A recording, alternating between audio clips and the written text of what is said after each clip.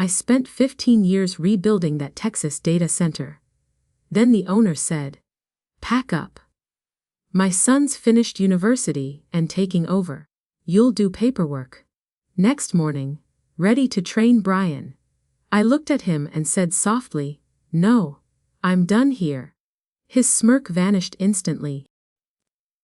I stood there, staring at the cooling fans, listening to their relentless hum that never stopped. Not even when the Texas storms tried to tear the roof off the building. The sound of $1 million humming with the power of 1,000 machines. The scent of ozone and floor wax filled the air, a scent I had learned to recognize over the years. It smelled like work, like responsibility.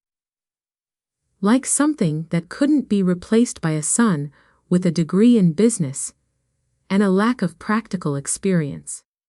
The storm outside was the least of my worries.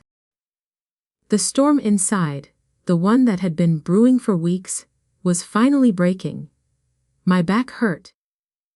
Like it always did when the pressure of the job got to be too much. I wasn't just an operations manager. I was the lifeblood of this place. The one who made sure it all kept running, day and night.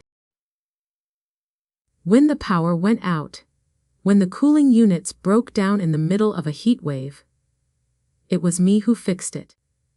I had been here through everything: the power outages, the server crashes, the catastrophic failures. And I fixed them all. I looked up at the compliance wall, where my name was framed in plastic. Linda Miller, license TX 49210. That was me. Right there on the wall. In the eyes of the state, the Department of Homeland Security, and the insurance underwriters, I was Lonier Data.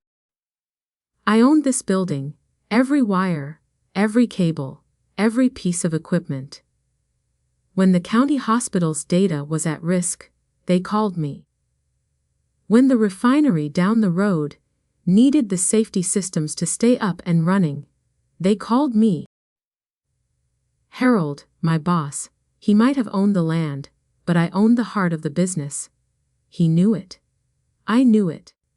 And now he was handing it all over to Brian. A kid who had tried to crash the ER database when he was 19 and thought Bitcoin mining on a hospital server was a good idea. A kid who had no respect for what it took to run this place. Mike, one of my lead techs, walked up to me, his tattoos peeking out from his sleeves. "The boss is here, and he brought the prince." I hated the way he said, "Prince." It made Brian sound like he was born to take over, like he was entitled to it. Is he wearing a suit? I asked, my stomach sinking. Mike grimaced.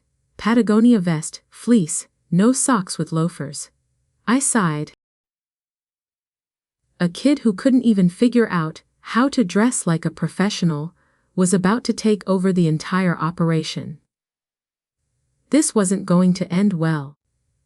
I walked toward the conference room, my steel-toed boots clicking against the tile floor. The servers hummed around me, their lights flickering like some kind of digital heartbeat. I patted the side of one of the racks as I passed, a gesture I had made 1,000 times. "Good girl," I muttered under my breath. I wasn't going to beg for my job. I wasn't going to protest. I knew the power of the pen. I had made this place run with my blood, sweat, and paperwork, and if they thought they could take that away, they were mistaken. The meeting was already starting when I walked in. Harold was sitting at the head of the table, grinning like he had just won the lottery. Brian, of course, was on his phone, as if it was just another day at the office. The difference was, this was my office. "Becky, come in," Harold called out, waving me in. His gold pinky ring gleamed under the fluorescent lights. "We've got some big news." I sat down across from him, arms crossed. I wasn't going to make this easy for him. Not this time. As you all know, this place is my baby. Harold said, as he clapped Brian on the back. But babies grow up. And so do sons. He said it like a proud father, and Brian, of course, smiled like he was some kind of savior. Brian here has finished his MBA. Harold announced, beaming. Top of his class. He's got fresh ideas, modern ideas, and he's ready to take the reins. He's going to take linear data into the future. I couldn't stop myself. The future. I said, my voice flat. I'm keeping the present from melting down. Brian looked up from his phone, finally acknowledging me. Optimization, Linda, he said. His voice like sandpaper. Synergy, cloud-native pivoting. You're holding us back with your legacy thinking. We're sitting on a gold mine of infrastructure that needs to be disrupted. I felt the heat rise in my chest. Legacy thinking. I built this place from the ground up, with no help from anyone. Harold, with his late paychecks and half-baked ideas, didn't do anything. You don't disrupt, Brian, I said, keeping my voice even. You sustain. You make sure the thing doesn't fall apart, while everyone else is looking for the next shiny thing. Brian chuckled. That's old thinking, Linda. That's utility thinking. I stared at him. It wasn't just his words. It was the smug look on his face. The kind of look that told me he thought he had already won. And that's when I knew. I knew it wasn't about me anymore. It wasn't about the job, or the title. It was about control. About making sure I wasn't just some cog in their machine. So I stood up. Brian, welcome to the real world. I hope you're ready. Harold looked at me, confused. What are you doing? I turned to him. I'm done here. I didn't need to say more. The smirk on Harold's face disappeared, and I could feel the weight of my decision settling on my shoulders. I was done. But this wasn't the end. This was just the beginning. I walked out of that room with a sense of finality, knowing that everything I had built was about to fall apart. But it wasn't my problem anymore. I walked out of the conference room, and for the first time in years, I didn't feel the weight of responsibility on my shoulders. The hum of the servers, the rhythmic pulse that had been my constant companion, seemed to grow fainter as I made my way down the hallway. It felt like a weird kind of silence, the kind that settles in when you're waiting for a storm to hit, but haven't quite figured out where the lightning's going to strike. I passed the racks, the blinking lights, the cooling units, everything I had built and nurtured from the ground up. It was all still running, humming along as it always had. But now, I was just a bystander. The irony wasn't lost on me. I had saved this place from collapse so many times. I had been the one to stay up all night when the power grid failed. The one who rewired the generators by flashlight when the backup systems failed. But now, my reward was a paperwork job. A title change. Senior Compliance Archist.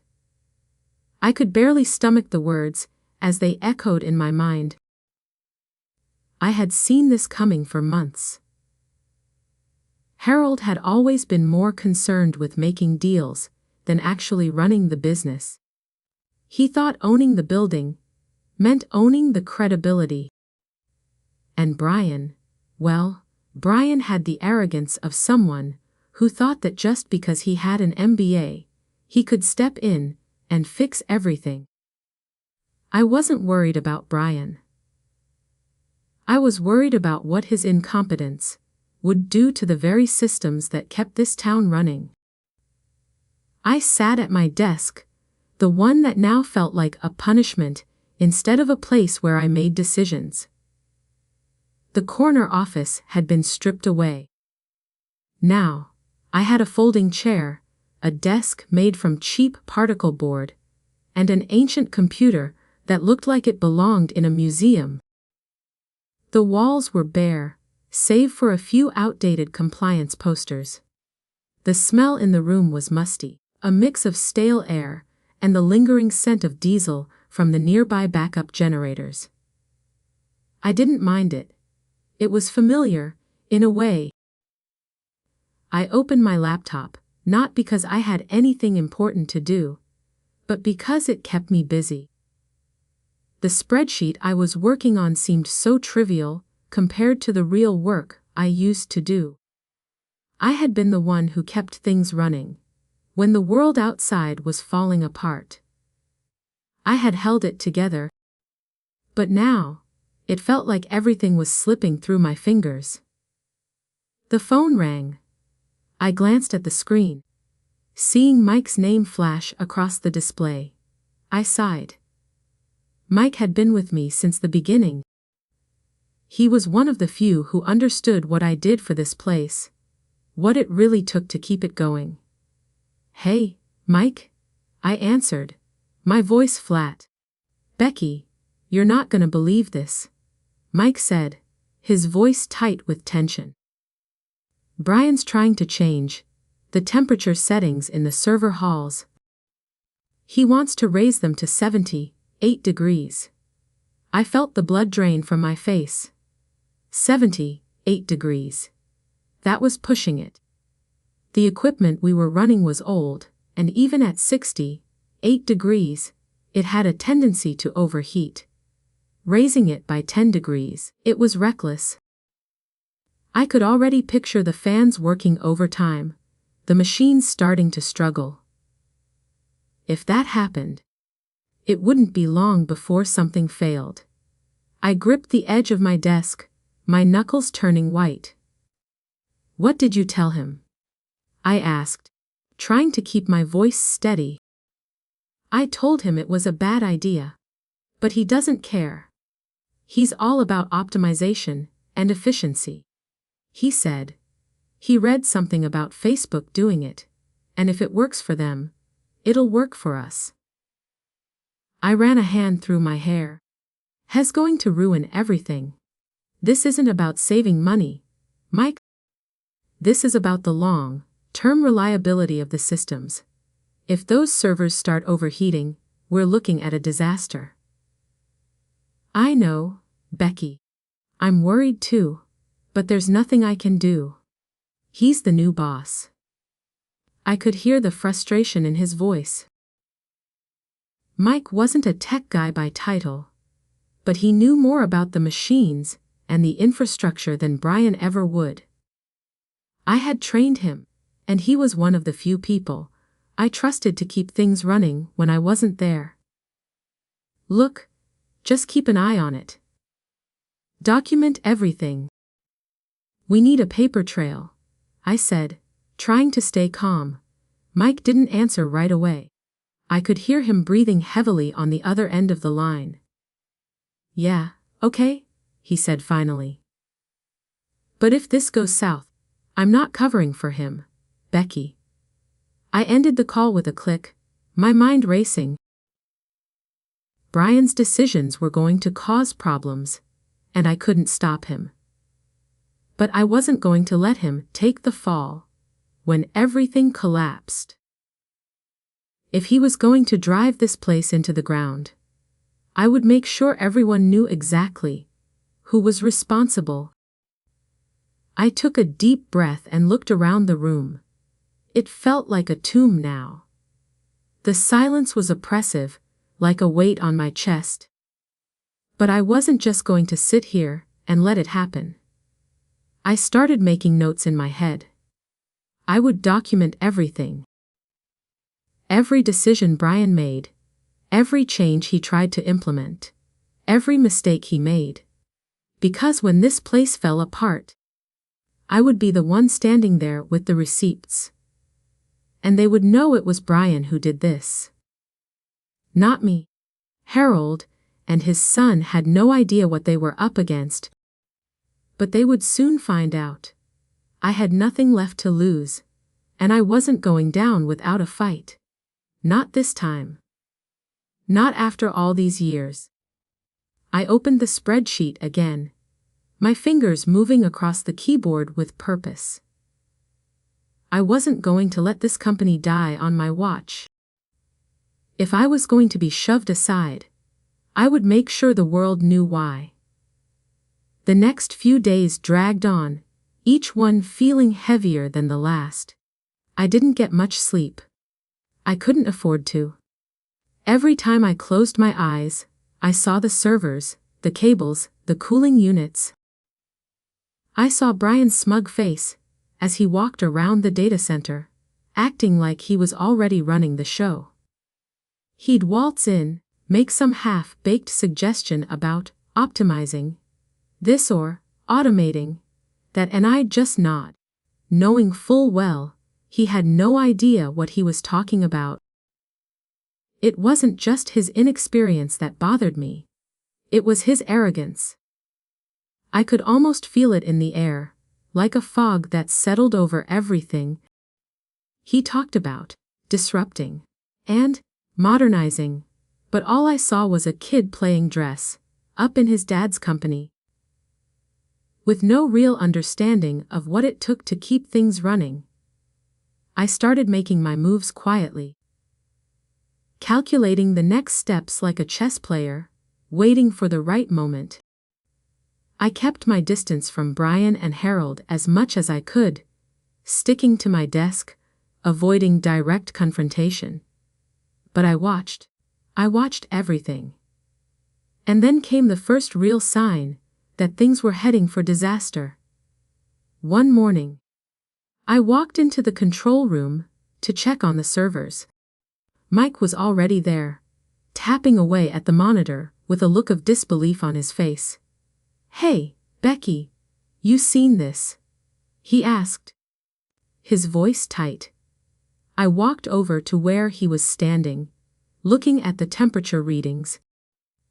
The cooling units were showing an internal temperature of 78 degrees. 78. I felt the blood drain from my face. That was well beyond the recommended temperature. The servers were built to run at 68 degrees, and pushing them any higher would shorten their lifespan and increase the risk of overheating. Did Brian authorize this? I asked, my voice low but steady. Mike nodded. He said something about saving energy costs. He's all about efficiency now. I ran a hand through my hair. I had heard that excuse before. Efficiency. Brian had no idea what he was tampering with. The systems in this building were delicate. They needed to run at a certain temperature, a certain humidity. If the temperature climbed too high, the servers would overheat, the hard drives could fail, and then we'd be looking at a catastrophic loss of data. "This is bad, Mike," I said. "If we don't fix this, we could lose everything." Mike sighed. I tried to talk him out of it. Told him about the equipment, but he didn't want to hear it. Just told me to leave it alone. I rubbed my eyes. Great. Just great. He's going to run this place into the ground before he even knows how to plug in a server. Mike glanced at me. His expression conflicted. "What are we going to do?" I stared at the screen, trying to calm my racing thoughts. I had to keep my cool. Panicking wouldn't help. Keep an eye on it. Document everything. Every change he makes. Every mistake he makes. We're going to need a paper trail when this blows up. Mike nodded and stepped back. Got it. I spent the next few hours pacing the server halls, checking the monitors, running the backups manually when I could. It felt like I was holding the whole place together with duct tape and prayers. But the truth was, I wasn't going to be able to keep doing this forever.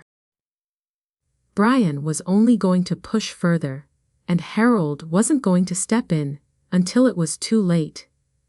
By the end of the day, I had gathered enough to start putting my plan into motion. The first thing I needed was leverage. Brian's disregard for the systems wasn't just a mistake, it was a liability.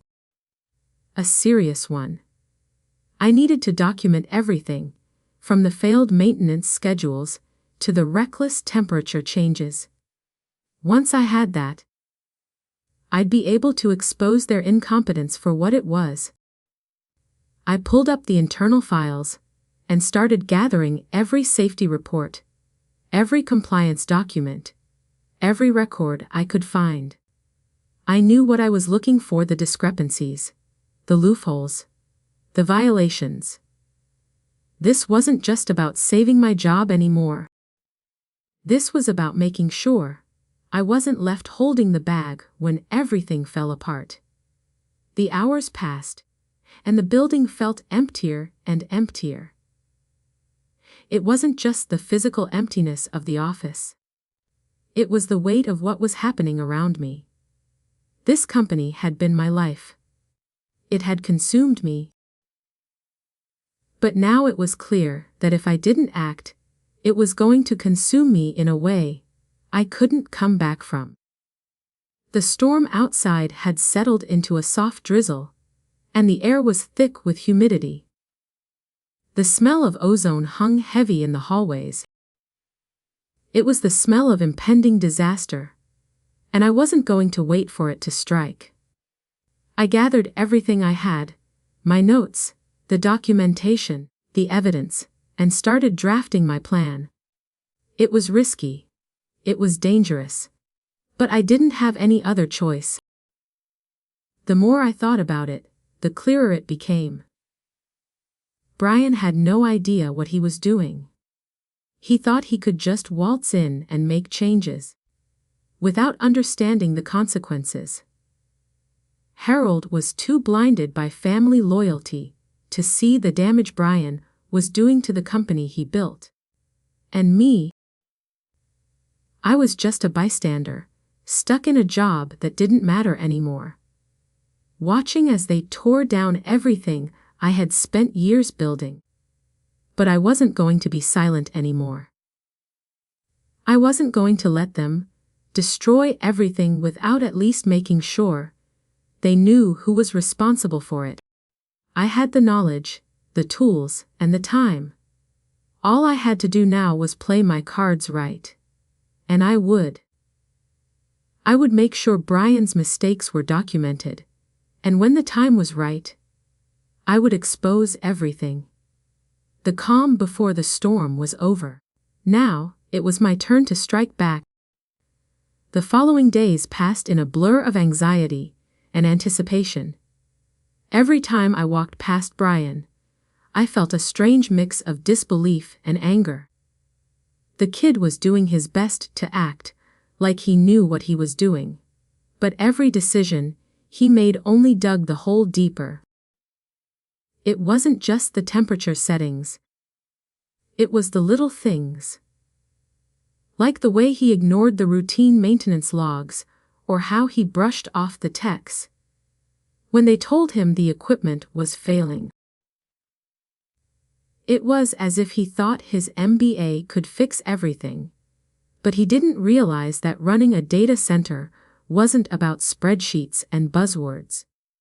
It was about systems, about sweat, about experience. The frustration built in me like a pressure cooker. I had been holding my tongue, but it was becoming harder and harder to watch as he fumbled through decisions that threatened to undo everything I had worked for. It felt like watching someone slowly wreck a priceless piece of art, only for them to turn to you and ask why it was so important. I couldn't just stand by and let it happen. The day after Brian's latest optimization, this time, He'd cut down the generator maintenance, scheduled to save fuel. I spent the morning combing through the files. I was looking for one thing: leverage. The contracts, the compliance documents, the legal filings, they all held the key to what I needed. I started with the FEMA grant, from when we rebuilt the facility after the hurricane. The grant had been a huge deal. Millions of dollars poured into the facility to harden the grid and improve disaster resilience. On paper, it looked like Harold had made a savvy business move. But in reality, he had used my credentials, my certifications, as the glue that held the whole thing together. Without me, the entire setup would crumble. I pulled the binder from the shelf, feeling the weight of it in my hands. The thick pages held the proof of my role, the one I had carried out with pride for years. I flipped through it, landing on the section with the key personnel clause. The part that stated that any change in critical leadership had to be reported immediately. The grant could be pulled if the personnel responsible for the infrastructure was replaced. I smiled bitterly as I read through the language again. I wasn't just some worker bee in the system. I was the system, but Brian didn't know that. Neither did Harold, for that matter. I closed the binder and grabbed the next one: insurance. The safety protocols for the hospital systems that we hosted were far more stringent than the rest. As it should be. Patient data couldn't afford to be compromised. The policy detailed every aspect of the backup systems, from generator operations to cooling specifications. Every page I turned reaffirmed what I already knew: if anything went wrong, it would be my name on the line. I had spent 15 years earning that responsibility. And now Brian, in his fleece vest and loafers, was playing at being the boss. It made me sick. I sat back in my chair, staring at the stack of papers in front of me. The realization hit me like a punch to the gut. I had to act. I couldn't wait around anymore. If I didn't take control of the situation, I would lose everything: my career, my integrity, my legacy. But how could I fight back without making it obvious? I needed to be smart, subtle, strategic. I spent the next few hours gathering evidence. Emails from Brian denying maintenance requests, logs showing the temperature spikes, the records of the changes he had made to the generator cycles. Each piece of data was another thread in the web I was weaving. It wasn't enough to expose his incompetence. No, I had to make sure the consequences were felt. I couldn't just let them fire me and sweep everything under the rug. I needed something that would force their hand. Something that would make them regret ever trying to push me out.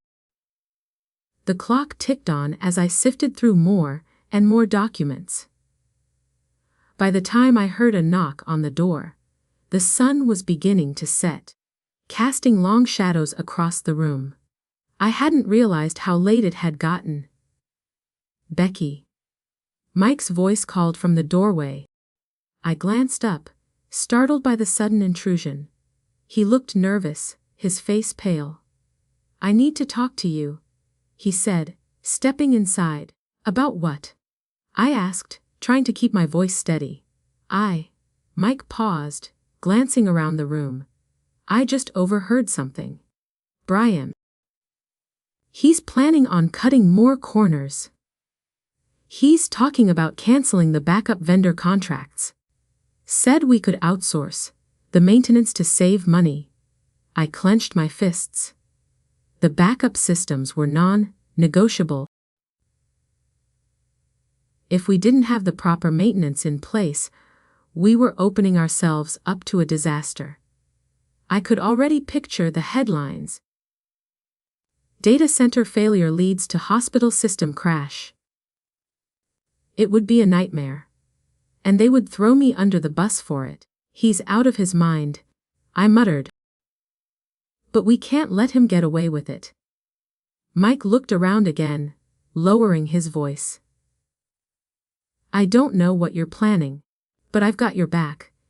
I don't trust him either. I nodded, feeling a rush of gratitude. Thanks, Mike. Just keep doing your job. I'll handle the rest. As Mike left the room, I felt the weight of what I had to do settling on my shoulders. This wasn't just about protecting my job anymore. This was about making sure Brian couldn't erase everything I had built. I wasn't going to let him ruin it all. Not without a fight.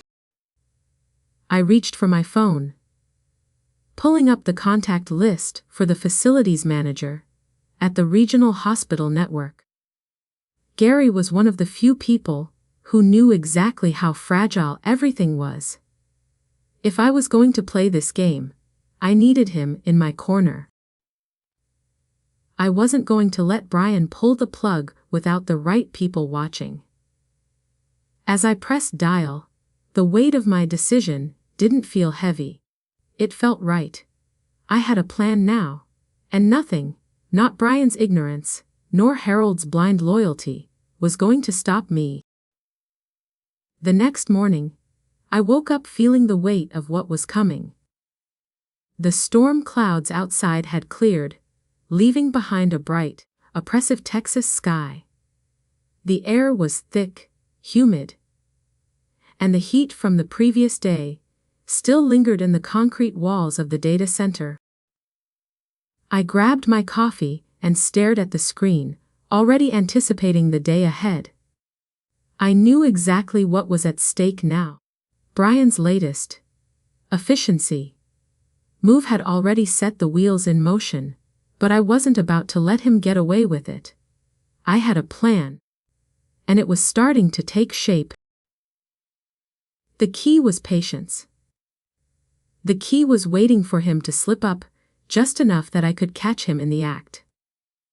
As I walked into the building, the usual hum of the servers greeted me. But today, it felt louder. Maybe it was just me, but it sounded like the machines were groaning, like they were trying to warn me. I made my way to the control room. Mike was already there, eyes glued to the monitor. Hey, Becky, you need to see this. I stopped in my tracks. What's going on? Brian just did something really stupid, Mike said, his voice low. He changed the cooling settings again. I was running a diagnostic and the temperature just spiked. My heart sank. How bad is it? 79 degrees. And climbing. The fans are running at full throttle. But it's not enough to keep up. If it hits 80, we're in trouble. I didn't need to be told twice. Brian was playing with fire, and he didn't even know it. I could already picture the failure warnings flashing across the screen, the systems locking up, the alarms going off, and everyone scrambling to fix it, all while Brian stood there, clueless. Get the logs. Document everything. I ordered, trying to keep the panic from showing in my voice. I'll handle it from here. Mike nodded, his face tense. You think we can save it? We don't have a choice, I said. I knew exactly what this meant. If the systems failed, it wouldn't just be a bad day. It would be the beginning of the end for Lonier. But if I could catch Brian in the act, maybe, just maybe I could use this to my advantage. I sat down at my desk, pulling up the maintenance logs. Brian's recent changes were already recorded. He had overridden the factory settings, without consulting anyone. He had made adjustments without considering the consequences. He had acted like a kid playing with a toy. and now it was my job to clean up the mess. But this wasn't just about saving the data center. This was about showing them that I wasn't done yet. I wasn't just going to sit back and watch as Brian destroyed everything I had worked for.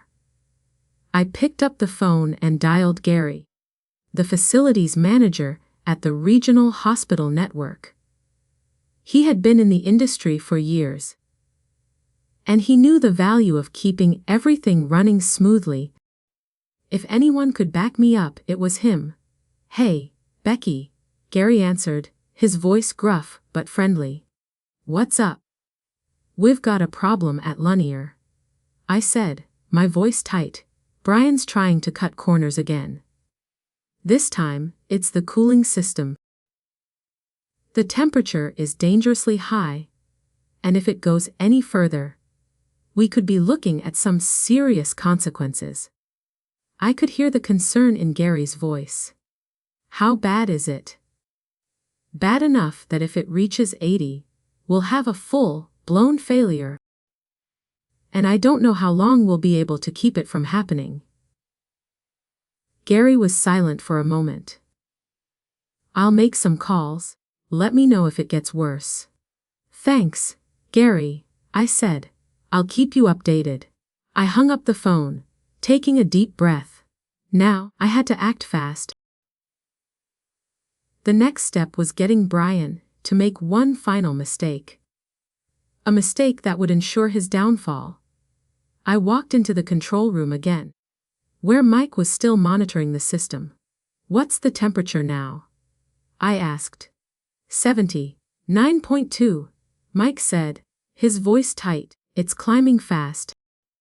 We need to shut it down before it hits 80. "Not yet," I said, my mind racing. "We need to let it get worse. We need to document everything, every single minute of this failure." Mike looked at me, confused. "You want to let it fail?" "Not exactly," I replied. "I want to catch Brian in the act. I want him to own this. I want to make sure he's the one who's held accountable when this blows up." Mike frowned but didn't argue. "All right. But we don't have much time." I sat down at my desk again, pulling up the compliance logs. I started making notes, detailed, time-stamped notes about the changes Brian had made. Every adjustment. Every decision he had made that had led to this point. I would use these records later, when I went to Harold. But not yet. Not until I had everything I needed. The minutes ticked by as I watched the temperature rise, 1 degree at a time. I couldn't help but feel a sick satisfaction as the numbers climbed. Brian's mistakes were becoming my opportunity. But it wasn't just about catching him. It was about reclaiming control of my life, my career, and this company. By the time the temperature hit 80 degrees, I had everything I needed. I looked up at the control panel, my heart racing. The alarms had started to sound. But I was no longer concerned about the systems failing. I was concerned about what happened next. I grabbed my phone and dialed Harold's number. It rang for a few moments before he picked up. "Becky, what's going on?" Harold's voice was calm, but I could hear the tension underneath. "The temperature in the server rooms has reached 80 degrees. I said, my voice steady. "I've been documenting everything, every decision Brian's made to cut corners and increase costs. If we don't fix this, it's not just the cooling system that will fail. The whole operation is at risk." There was silence on the other end. I could hear Harold's breath catch. "What do you want me to do about it?" "I want you to take responsibility for this," I said, my voice firm. "And I want you to start listening to me. Because if you don't, Lanier data is going to be just another statistic in the industry." I waited for Harold to respond. The silence stretched on. And then, finally, he spoke. "All right, Becky. We'll fix it. But I need you to stay on top of it. Get the cooling back in line.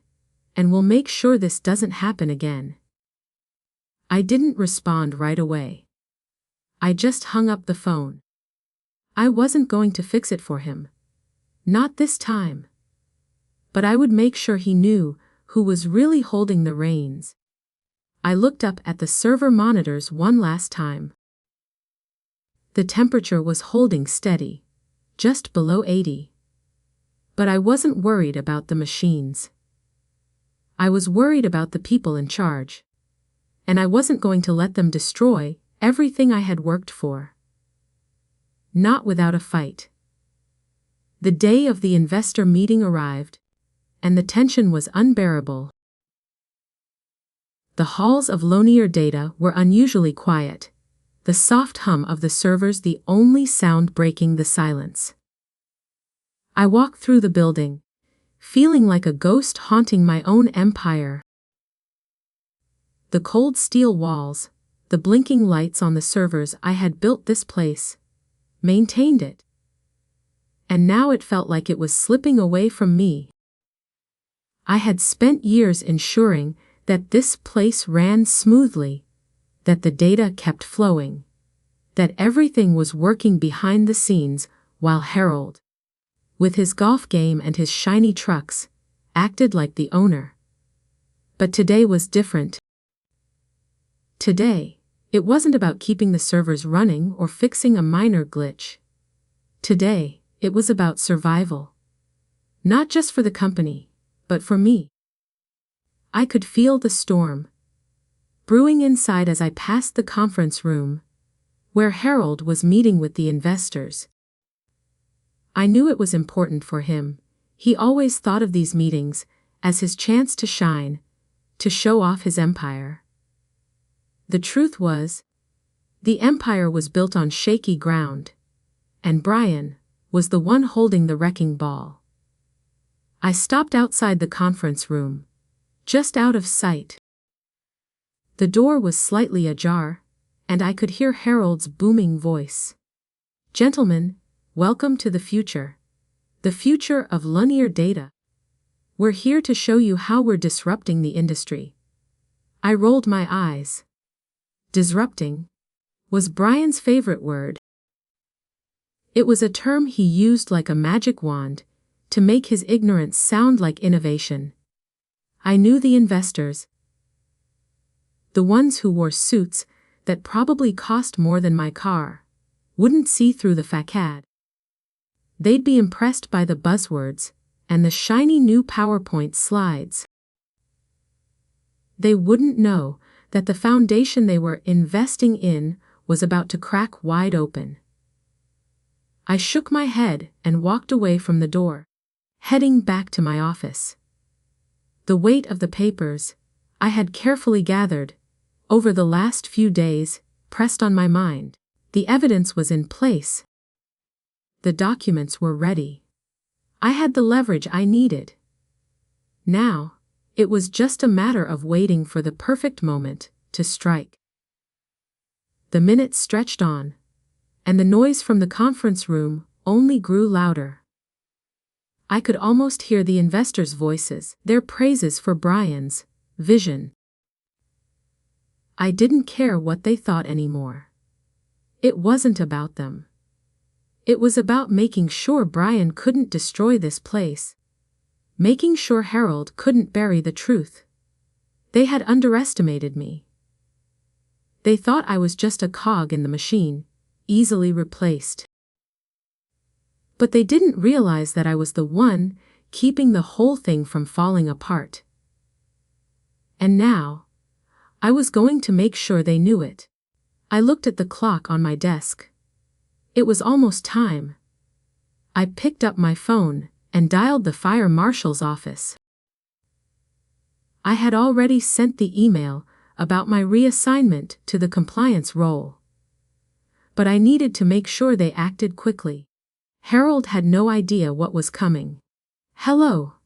"This is Becky Miller," I said when the fire marshal picked up. "I just wanted to make sure you received my notification about the change in personnel at Lonier Data. I'm no longer the responsible operator for the facility. I've been reassigned to a clerical position." There was a brief pause on the other end of the line. "Yes, Miss Miller. We have your notice.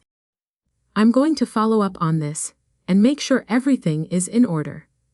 We'll need to review the situation." "Thank you," I said, keeping my voice steady. "I just wanted to make sure you were aware. There's a lot at stake here, and I'm not sure how quickly things will unravel without the proper oversight." "Understood," the marshal replied. "We'll handle it from here." I hung up the phone, feeling a strange sense of calm wash over me. The pieces were in place. Brian was too blind to see what was coming, and Harold was too wrapped up in his own ego to even question the decisions his son was making. This was going to end badly for them, but it was the only way I could ensure the company would survive in the long run. I took a deep breath and walked back to the conference room, stopping just outside the door. I could hear Harold's voice again, louder now, almost as if he was trying to convince the investors that everything was fine, but it wasn't. It hadn't been fine for a long time. And today, the truth was going to come out. I glanced at my watch. It was time. I pushed open the door to the conference room. Harold stopped mid-sentence, his eyes widening as he saw me standing there. Brian barely glanced up from his phone, his face the picture of smug indifference. "I need to speak with you, Harold," I said, my voice firm but calm. The room went quiet. The investors shifted in their seats, looking between Harold and me, unsure of what was happening. Harold's face tightened, and for a moment, I saw a flash of anger. "What is this, Becky? Can't you see we're in the middle of something?" I took a step forward, ignoring the investors' confused stares. "I'm not here to interrupt your presentation, Harold. I'm here to make sure you know exactly what's going on behind the scenes." Brian finally looked up, his eyes narrowing. "What are you talking about?" I didn't answer him. Instead, I turned to Harold. "You're about to lose everything. Your investors, your clients, your reputation. I've been documenting everything. The temperature changes, the failed maintenance requests, the safety violations. You don't even realize it, but you've already crossed the line." Harold's face went pale. I could see the panic rising in his chest. The investors were staring at him now, their expressions turning from interest to suspicion. "What are you doing, Becky?" Harold asked, his voice wavering. "This isn't the time for this." "It's exactly the time," I said, keeping my voice steady. "Because if you don't start taking responsibility for what's happening here, everything's going to come crashing down. And when it does, you won't be able to blame anyone but yourself." The silence in the room was deafening. I could feel the weight of their gazes on me, and for the first time in years, I felt like I was finally in control. Harold opened his mouth to speak, but I didn't give him the chance. I turned and walked out of the room, leaving him to face the music. As I walked down the hallway, I felt a surge of satisfaction. The storm had arrived. And this time, I wasn't the one getting swept away. The hours after the meeting felt like a blur. I could still hear Harold's frantic voice echoing in my mind, the way he tried to cover up his panic with forced confidence. It's fine, Becky. We'll fix this. Everything's fine. But his words couldn't erase the reality. The storm had been set in motion. And there was no turning back now. I spent the next few days mostly in my office, alone. The door was always slightly ajar. And I could hear the sounds of the building around me. The hum of the servers, the whir of the cooling fans, the occasional click of keys as Mike worked. But it all felt distant. The usual buzz of the office now felt like background noise to the chaos I had started. Brian was still strutting around, like he was king of the world. He made little changes here and there, all in the name of optimization.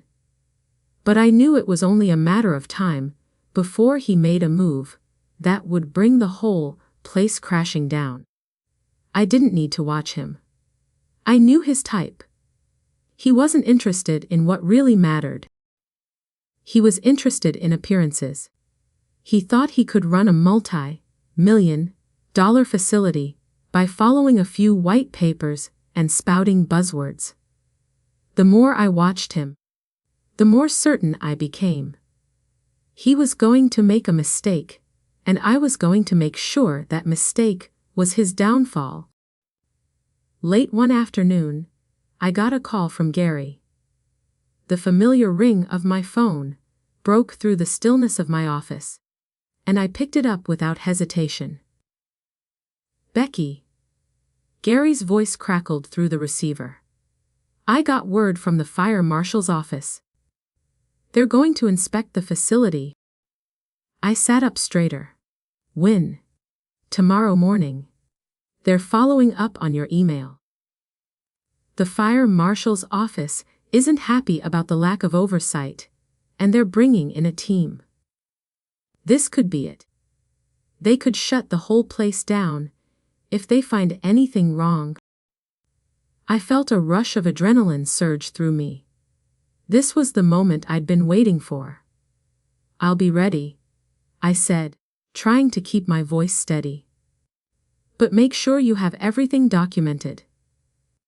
If they ask questions, we can't afford to look like we don't know what's going on. Gary hesitated. Becky, I don't know if you fully realize what's at stake here. If they find anything out of compliance, Lonier could lose everything. The contracts, the grants, the whole operation could be at risk. And if Brian keeps making these decisions, it won't just be a slap on the wrist. It'll be a shutdown. I clenched my jaw. I didn't need Gary to remind me of the consequences. I knew exactly what was on the line. But at this point, I wasn't worried about myself. I was worried about the legacy I had built. The countless hours I had poured into this place, and the future of the people who depended on it. I've got it under control, I said. Don't worry about me. Just focus on your side. Make sure the hospital contracts are secure. Gary didn't argue. All right, Becky. Just make sure you're prepared. I don't know how much longer we can keep this from blowing up. The phone call ended, and I sat back in my chair, staring at the screen in front of me. My fingers hovered over the keyboard as I thought about what to do next. I knew Brian wouldn't care. He had already proven he was too arrogant to listen. Harold, on the other hand, was starting to realize the mess he'd gotten himself into. But it was too late. The damage had been done. I had given them every chance to fix things, and they had ignored me at every turn. I spent the next several hours gathering every document, every piece of evidence I had collected over the past few weeks. I carefully compiled a report, highlighting all the changes Brian had made, every shortcut he had taken, every safety violation he had ignored. I knew it would be risky, but I didn't care. It was time for the truth to come out. And if Brian was too stubborn to see it, then I'd make sure the fire marshal did. The next morning, the building felt different. The air was heavy, like something was about to break. I walked through the halls, trying to steady my nerves. The hum of the servers seemed louder today, almost like they were echoing my thoughts. I made my way to the control room, where Mike was already waiting. "Everything ready?" I asked, my voice tight. Mike nodded. "Yeah, but I've got a bad feeling about this. If the inspectors find out about the temperature changes and the generator cycles, we're done." "We'll be fine," I said, though I wasn't sure I believed it myself. "Just keep your head down, document everything, and let me handle the rest." Mike didn't say anything. He just nodded and got back to work. I could tell he was nervous, but so was I. This was the moment. The fire marshal was on their way, and everything was riding on what happened next. I checked my watch. The inspectors were supposed to arrive in an hour. I took a deep breath and made my way to Harold's office, determined to face whatever was coming with as much composure as I could muster. When I walked in, Harold was pacing, his tie askew and his face flushed with frustration. "Becky, this is a disaster," he said without looking up. "I've got a team of inspectors showing up in less than an hour, and I have no idea what to tell them." "You're the one who's supposed to know this stuff. Why didn't you warn me about the temperature issue?" I didn't have the energy to argue with him. Instead, I walked over to the desk and laid the stack of documents in front of him. "You're going to want to look through these. Brian has made several changes to the cooling systems, and if the fire marshal finds out about it, we're finished."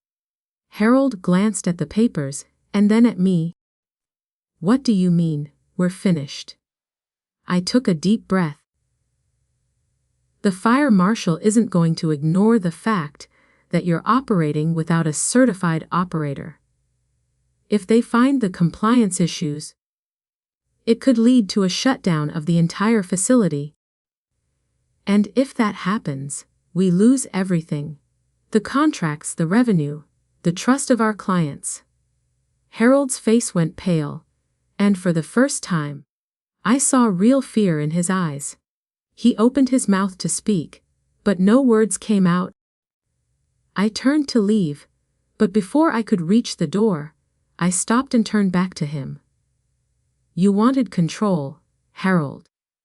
Now it's time to face the consequences." And with that, I walked out, leaving him to deal with the mess his son had created. I walked out of the building, my mind a whirlwind of thoughts and emotions. The meeting had been a disaster for Harold, and I knew it was only going to get worse. I could hear the distant murmur of voices behind me, but I didn't look back. I couldn't afford to dwell on what had just happened. What mattered now was what came next.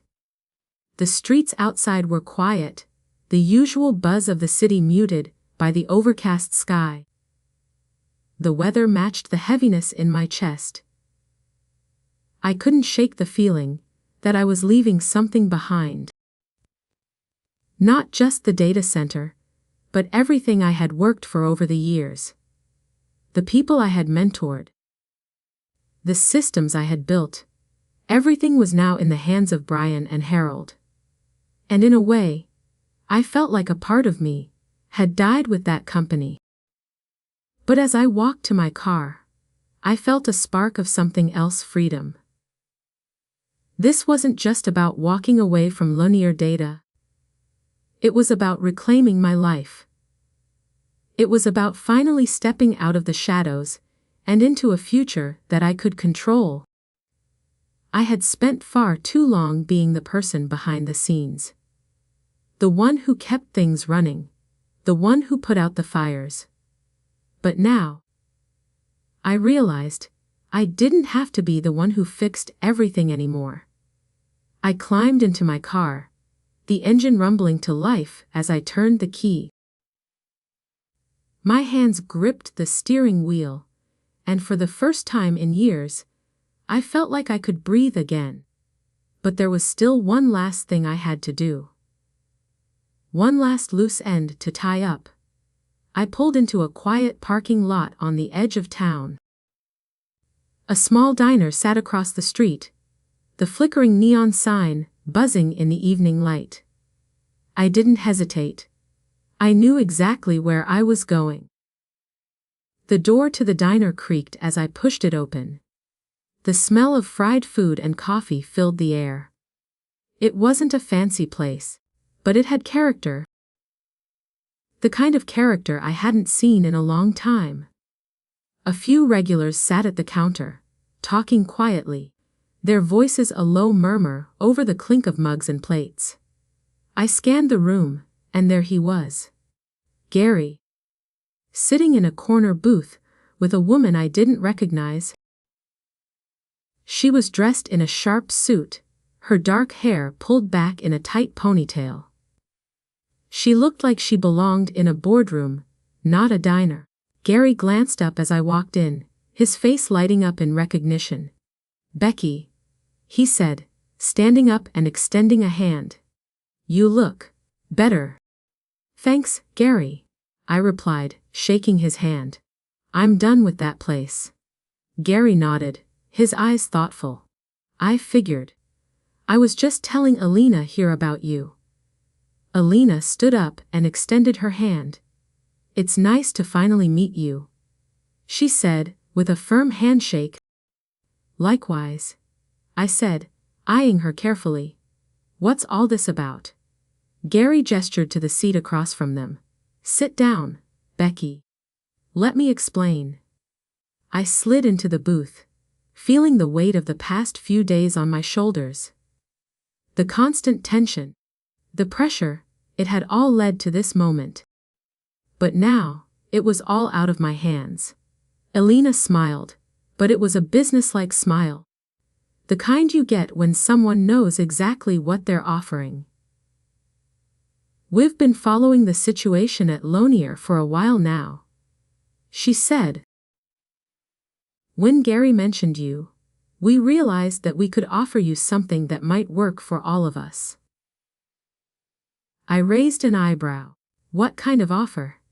Gary leaned in, his voice dropping slightly. "We're opening a new facility nearby. A top-tier data center. Built from the ground up. We've got the funding, the infrastructure, and the contracts lined up. But what we need, Becky, is someone who knows how to make it all run. Someone who understands the technical side. Someone like you." Alina cut in smoothly. "We're offering you a position as Director of Operations, full autonomy. You'll run the floor. You'll have the resources to build something from the ground up. No interference. No Brian. No Harold. Just you, running the show." I sat back, my mind racing. This was it. The opportunity I had been waiting for. I could walk away from the wreckage of Lonier and start fresh. But there was still a part of me that felt tied to the past. The loyalty I had once felt for that company, for the people who had trusted me. But then I remembered the way Harold had looked when I walked out of that conference room. The panic in his eyes. The way Brian had tried to brush me off, acting like he was in control. They had betrayed me. They had taken everything I had built and handed it over to a child who didn't even know how to keep the lights on. I looked at Gary, then at Alina. "What's the catch?" I asked, my voice steady. Gary shrugged. "No catch. just a chance to build something that works the way it's supposed to. The way Lunier should have been running all along. I met Alina's gaze, and for the first time in a long time, I felt like I was looking at a partner, not a boss. "I'm in," I said, the words coming out before I could stop them. "Good," Alina said, her smile widening. "We'll make sure you get everything you need. The contracts are already in place, and we'll handle the rest. It's all yours." I sat back, feeling the weight of the decision settle into my bones. It wasn't just about the money or the power. It was about taking control.